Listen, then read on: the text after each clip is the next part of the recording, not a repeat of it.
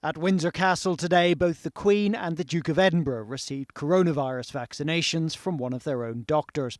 At 94 and 99 years of age, they are both in a high priority group and join the 1.5 million people who've so far had a first vaccination and are in some cases starting to reconnect. My daughter's two boys are now men, and they came in the other day.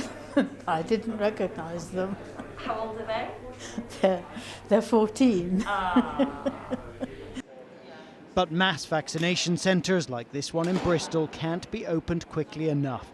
There are now more than 3 million confirmed cases of coronavirus and 80,000 people have died in the UK within 28 days of a positive test. In London, the situation facing the NHS is especially bleak. We're experiencing a severe and high and persistent level of infection in the city. Today, nearly 1 in 30 Londoners are infected with the coronavirus. And in some parts of the city, that goes up to 1 in 20 people are infected. And this high level of infection is driving lots of new admissions to hospital.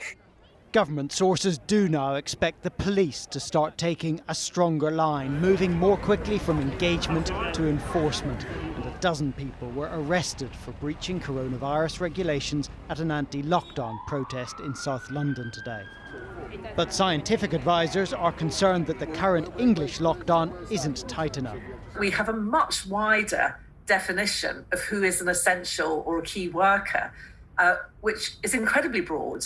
And so we've got schools with 30 to 50% of their usual classes turning up. And so schools aren't properly closed either. And obviously all of that comes along with much more use of public transport. There is tougher messaging with this ad from the Chief Medical Officer.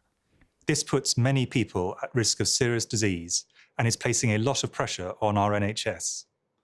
But government sources say it is still too early to talk about making the current restrictions any tighter. Carl Dinnan, ITV News.